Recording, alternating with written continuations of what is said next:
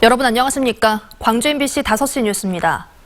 국가균형발전특별법 일부 개정안이 국회 본회의를 통과함에 따라 광주형 일자리 사업을 위한 정부 지원이 탄력을 받게 됐습니다. 광주시에 따르면 송갑석 국회의원이 대표 발의한 국가균형발전특별법 일부 개정안이 지난해 3월 발의된 지 10개월 만에 어제 국회 본회의에서 최종 통과됐습니다.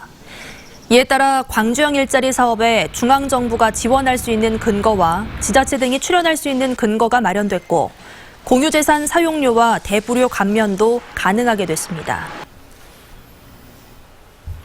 수소에너지를 신성장 동력으로 연구 개발하기 위한 법안도 어제 국회 본회의를 통과했습니다. 수소경제 육성 및 수소안전관리에 관한 법률은 정부가 수소 전문 기업에 행정, 재정적 지원을 하고 인력 양성과 국제협력에 필요한 비용을 보조할 수 있는 근거가 담겨 있습니다.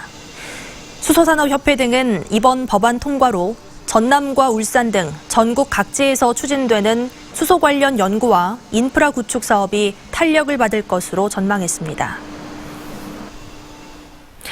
황룡강 장록습지를 국가습지 보호구역으로 지정하는 것에 반대했던 주민들이 찬성의 뜻을 전했습니다. 광주 광산구에 따르면 오늘 장록교에서 광산구 주민 30여 명이 장록습지의 국가습지 보호지역 지정에 대한 찬성의 뜻을 밝히고 재산권 침해와 홍수 피해 등이 없도록 해달라고 구청장 등 공무원들에게 당부했습니다. 지난달 광주 시민을 대상으로 실시한 여론조사에서는 85%가 장록습지를 습지보호구역으로 지정하는 데 찬성했습니다. 광산구와 광주시는 다음 주 장록습지를 습지보호지역으로 지정해달라고 신청할 계획이고 이르면 올 여름쯤 지정 절차가 마무리될 것으로 보입니다. 반대하기도 좀 애매하고. 전자발찌를 착용한 채 이웃집 모녀를 성폭행하려 한 50대에게 징역형이 선고됐습니다. 광주지법 제11형사부는 성폭력 범죄의 처벌 등에 관한 특례법 위반 등의 혐의로 기소된 52살 A씨에 대해 징역 8년을 선고하고 20년간 전자장치 부착과 7년간 개인 신상정보 공개 등을 명령했습니다. 재판부는 A씨가 동종 범죄로 3차례나 실형을 선고받았고 범행 당시에도 전자장치를 부착하고 있었다며 엄한 처벌이 필요하다고 밝혔습니다. A씨는 지난해 7월 술을 마신 뒤 이웃집에 침입해 50대 여성 B씨와 B씨의 어린 딸을 성폭행하려다 미수에 그친 혐의로 기소됐습니다. 아시아문화전당과 지하철 문화전당역을 잇는 지하 연결 통로가 문화공간으로 탈바꿈했습니다. 국립아시아문화전당은 지하철 역사에서 전당으로 연결되는 6번 출구 연결 통로에 공공디자인을 적용해 쉼터를 조성했습니다.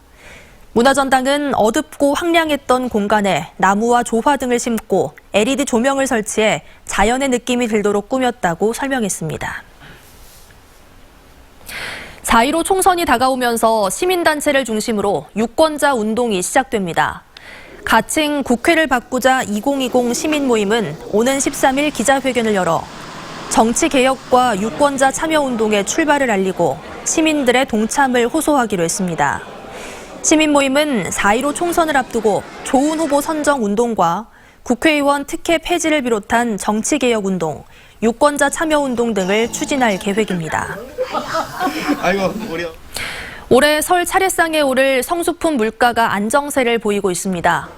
한국농수산식품유통공사에 따르면 올해 설 차례상 차림 비용이 전통시장은 전년 대비 1.2% 저렴한 23만 970원, 대형 유통업체는 0.3% 저렴한 31만 7,920원으로 나타났습니다.